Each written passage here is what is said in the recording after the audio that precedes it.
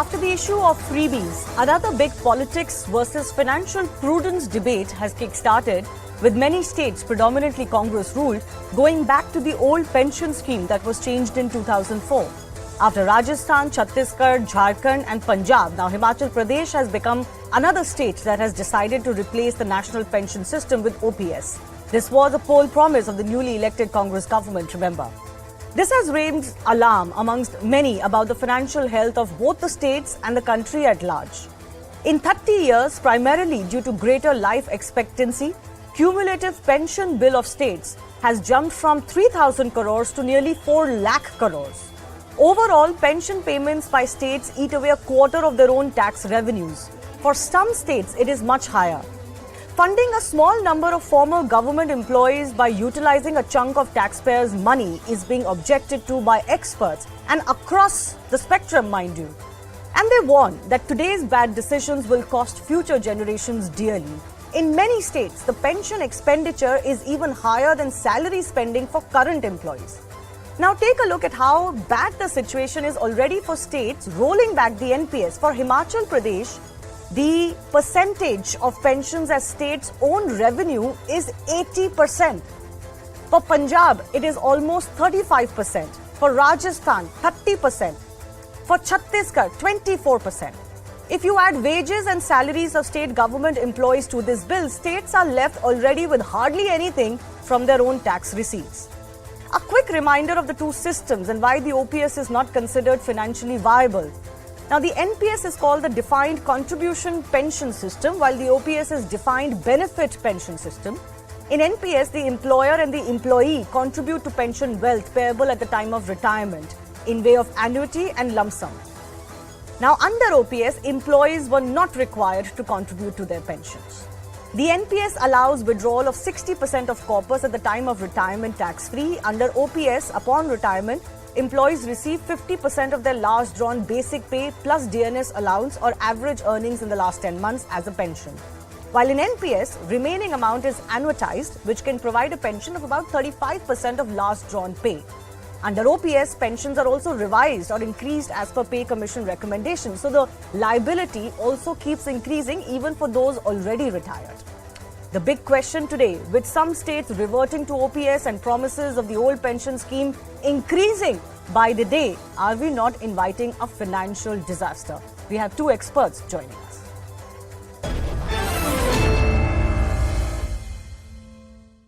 Dhiraj Nayyar is former head economics, finance and commerce at the NITI Aayog, along with Jayaprakash Narayan, who's from the Lok Satta Party, founder of Foundation of Democratic Reforms and a former public servant himself. Let me begin with Jayaprakash Narayan first up. You feel very strongly about the revival of this old pension scheme in some states, and you've been talking about this on your social media handle, for example. Now, the Congress government in Himachal Pradesh has already promised it. We've got governments in Rajasthan, Chhattisgarh and Punjab talking about it. We've got West Bengal that never even implemented the new pension scheme. What do you think are the dangers of going back to the old pension scheme, and why do you think this is such a wrong path for India? Let's take the facts, Shivani. When we became independent, our average lifespan was about 31, 32. Mm-hmm. A retired employee probably did not live much longer on an average. Today, our average lifespan is close to 70, and most of the employees, because these are from the higher classes, they probably, after retirement, there is a 30, 40-year lifespan. We have forgotten about it. Even in the old pension scheme, what is old pension scheme? It is nothing but what is called defined benefit scheme. Right. That means irrespective of what happens, irrespective of the money is there or not, you get a guaranteed amount. Mm. It's not merely a fixed amount. It's index linked. Mm. Therefore, there are people who retired at 10,000 rupees salary. They are now getting 50,000 rupees pension. Mm. One of the reasons why in defense forces we don't have money is one rank, one pension means most of the defense budget is going for pension. Because after 15 years service, you have 50 years, 60 years pension. Yeah. So what happens is with expanding age, lifespan, the period which they're entitled to pension keeps increasing. The second is, India is about the only big economy, even in this old defined benefit scheme, never had any contributions for the employee or employer. Other countries actually collect from the employee and put away some money from the employer. Even if that money is not enough, at least there's a significant amount of money in the kitty.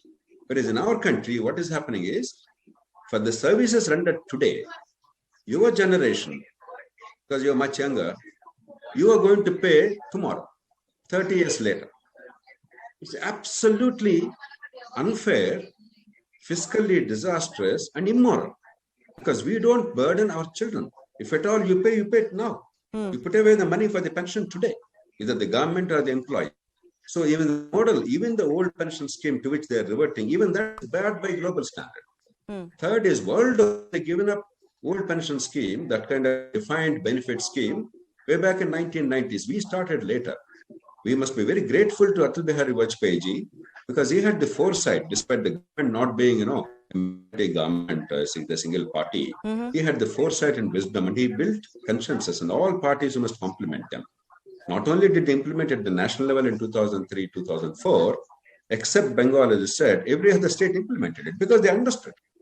They understood the realities of the situation. Numbers are clear. Now, let me quickly cite some of the numbers.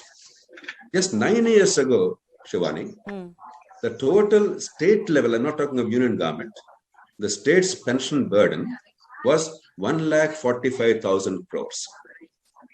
Last year, I don't have this year's numbers because there are some states they haven't given the numbers. Last year, 2021-22, it was 4,07,000 crores.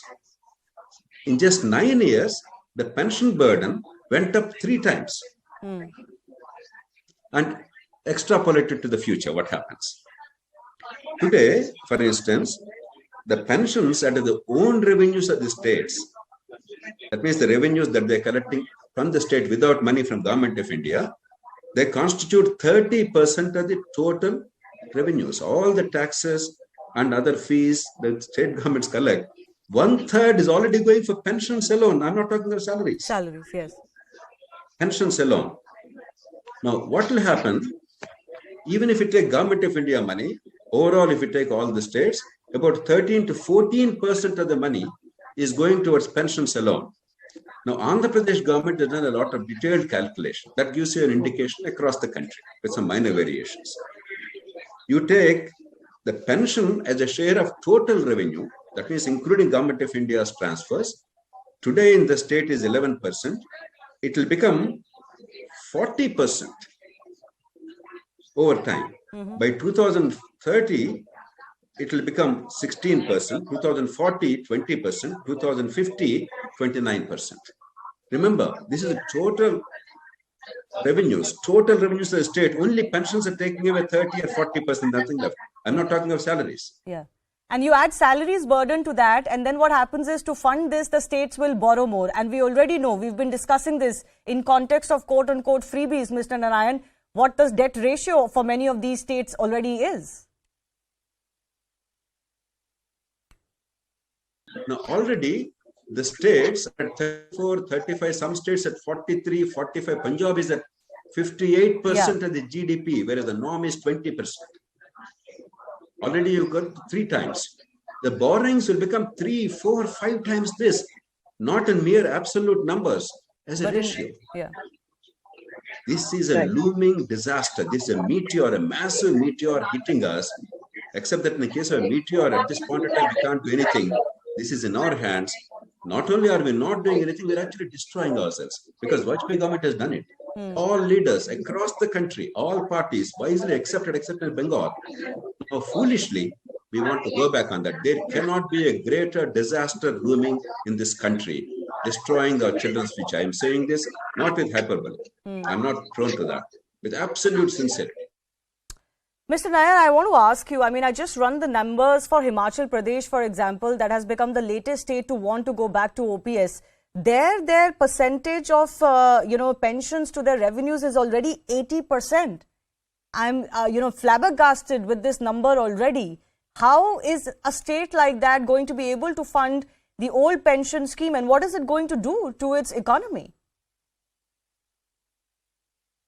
The thing is that, as Mr. Narayan has earlier said, the burden is not now. It will come, 20, 30 years from now. So, it's easy for today's leaders to take this step because they know they don't have to pay for it today. It'll be paid for at a future date. Because even if you remember when we graduated from the old pension scheme to the new pension scheme during the Vajpayee government in early 2004, all those who had joined government service before 1st January 2004 remained on the old pension scheme. Yes. It was only those who joined after 1st January 2004 who were graduated to the new pension scheme. That was done to reduce the resistance and to get the reform done. That what you call grandfathering of the existing people happened, and the new people were the ones subjected to it, right? So again, now the old pension scheme will presumably start again in particular states, including Himachal, to people joining government service now. So the burden will come later. But the fact is that,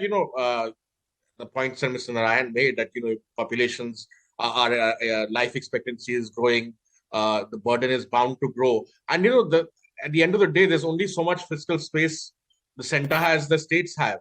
You either spend it on salaries, pensions, interest payments, because you'll have to borrow to fund all of this, or you can spend on roads, schools, sanitation, drinking water. So that's the stark choice. What you're ending up doing now is what I call subsidizing or, giving a freebie to the labor elite, because that's really what government employees are. They are the labor elite. 80-90% of the workforce in this country is in the unorganized sector. Exactly. Forget pension. They don't even have any kind of benefits while they work. So I think it's catering to a very small minority, an important minority, no doubt. They're an influential voice, but at a considerable cost, not only for future generations, but at a considerable cost also, as you already said, if 80% of your revenue goes to pensions or pensions and salaries, then there's not very much left to spend on the rest of the population. You're spending only on your government employees. So I think in that sense, it's completely ignoring the majority and pandering to vested interests. It's the kind of fee you cannot say it's for deserving, because government people are well paid.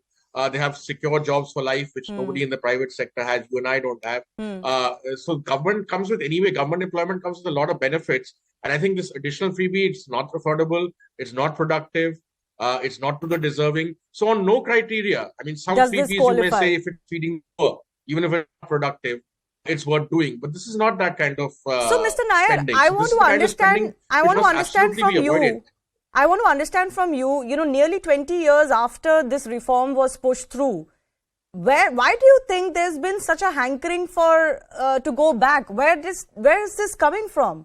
When we all accepted and agreed that we needed to move on, and the entire world has moved on.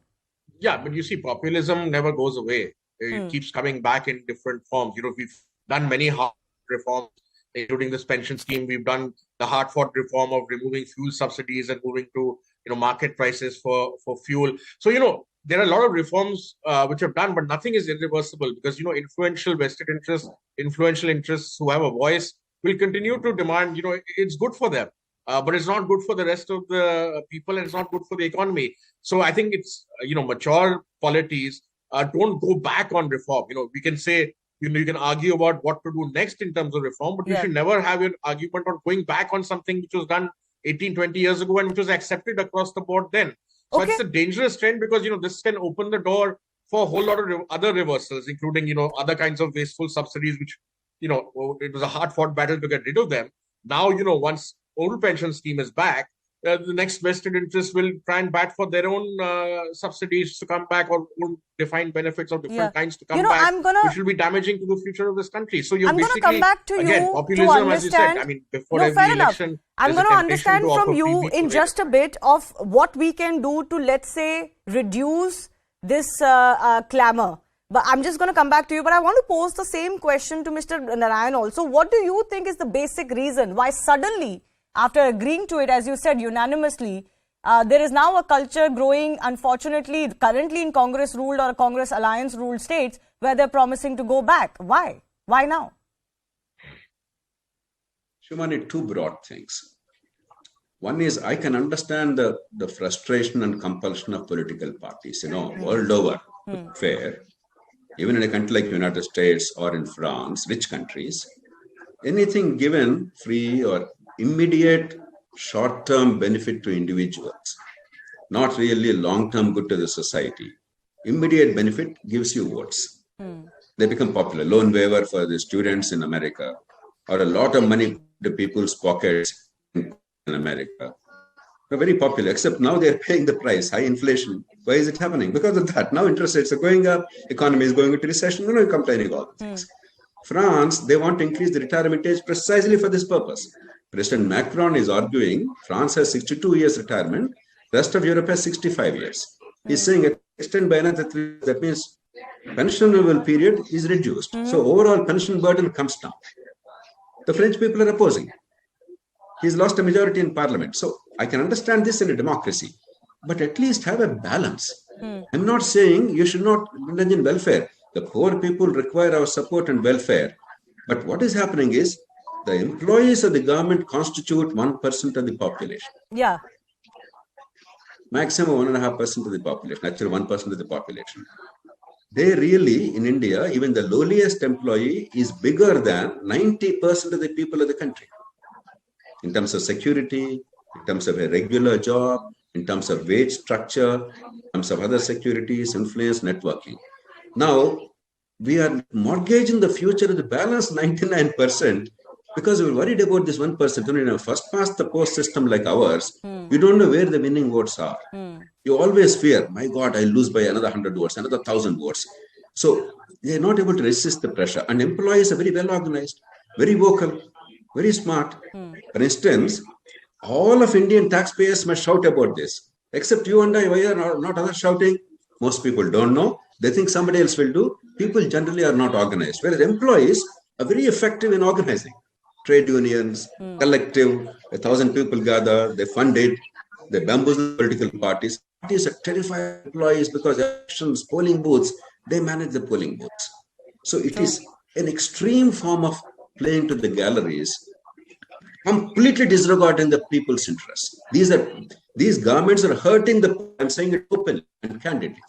These governments are actually hurting the poor whose name they're seeking the votes. They're destroying the future of our children.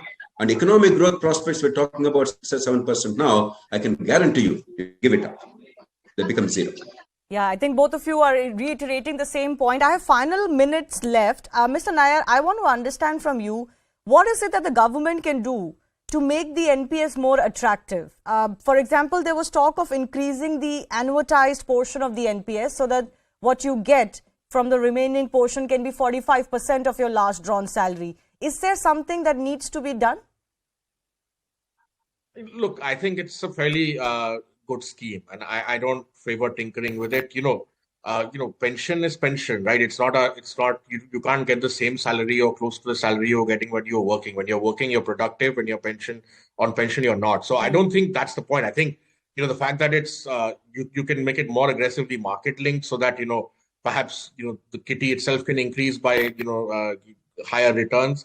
But that again will cause problems because people want a guaranteed return rather than playing with risk. But I don't favor any change to the NPS because why should it be changed? I think it's a fairly generous system. As I said earlier, most of the country and most of the world works on defined benefits that you pay some and your employer pays some, and you get it at the end of your working age. So I think we have to move towards global best practices, India best practices, and not go back to system which is totally discredited. This is the kind of pension burden which bankrupted countries like Greece and Portugal and Italy and so on. And those countries lost significant amount of GDP because if the state overreaches and has to pay all these unproductive bills, at some point it's bound to collapse. It's not a sustainable system. So I think rather than worrying about government employees, I would like to change the narrative. If money has to be given and money has to be given for pensions, give it to people in the unorganized sector. Let the government, give a pension to people working in unorganized sector. People who, as Mr. Narayan, we have to look after them, not government employees. So change the narrative. Even if you're talking about direct transfers or what are broadly freebies, at least direct them at the deserving. They also vote. They also need better lives. And in their case, any extra amount that's given to the poor, they'll spend it and boost the economy. And it will be a much larger number of people. So I would favor changing the narrative. Okay. When this freebie debate, when we're talking about freebies, give it to the deserving. If you have to give it, and in all democracies, there are a certain amount of giveaways that are done, but give it at least to those who deserve it, and give it to those who are likely to spend it productively. Don't give it to your elite. Don't give it to your 1%. at the cost of everybody else. So Yes. I think And pandering along just with to the this 1% and say freebie- improve NPS, I don't agree with that. Okay, fair enough. But along with the freebie issue, I think this is becoming a double whammy of sorts if this continues to become a trend. Final word to Mr. Narayan also. You are making a report on this, you told me earlier. You will be meeting the Finance Minister, NITI Aayog, Chief Economic Advisor and more concern. What is your hope, sir? And do you believe that this recent clamour will go away, possibly with time, and better financial prudence will settle in? It depends on you and me. If the people of India don't understand, because so far, let's be truthful, people of India did not understand. They did not protest when West Bengal opted out of it. They did not protest when Punjab opted for OPS. They did not protest when Chhattisgarh, as you mentioned, Rajasthan, and I think Jharkhand, they announced, I don't know what is the stage they have moved back, because people thought it's not our problem. They never understood. It's our duty to come out with absolute numbers. Take it out of politics. Please, I beg of you. True. All of you. It's not about this party or that party. It is about our money. It's about our children's future, our culture, our society, however poor we are, irrespective of caste, region, religion. Our society is about protecting our children. Even the poorest person, if 100 rupee income is there, we spend 90 and save 10 rupees. The parents actually give up their wants and their desires for the children. That's very important. Parents are willing to give up their lives for the children. In no other society we see that such family bonds. That is our culture. Now, what right do people who take our vote, what right do they have to destroy our children's future because they want to please a small section for the time being at the humongous cost of tomorrow? If people understand this, then parties will go back. If you make it a BJP versus opposition, Modi versus non-Modi, Hindutva versus something else, that will be a disaster. It's not that. It's a fundamental issue. It's about the nation's future. Go to any country. See what's happening all over the world. This is a big issue across the world. And we have to stick to what already was done by Modi. We're grateful that he has done it. It's an absurd thing that we're going back. True. Well, that is why I don't have politicians on this discussion today. I want our viewers to understand what is at stake. And I do thank both of you for joining us and outlining the perils and the dangers associated with this clamour.